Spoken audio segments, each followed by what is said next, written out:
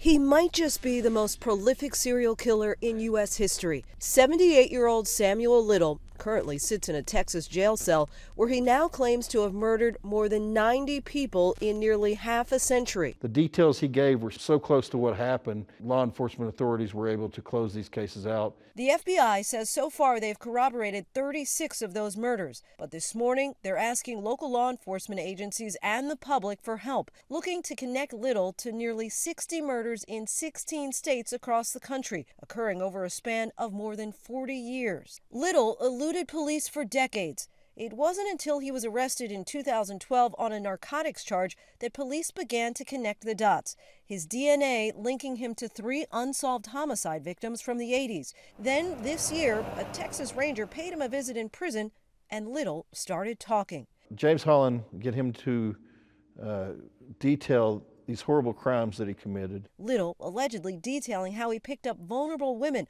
often involved in drugs or prostitution, and then strangled them, often in the backseat of his car. In many cases, their deaths were either not investigated or it occurred before DNA profiling was readily available. His confessions stirring up cold cases across the country, with many families still seeking closure. It's a very difficult time, but I'm glad it's over. Lindsay Davis, ABC News, New York.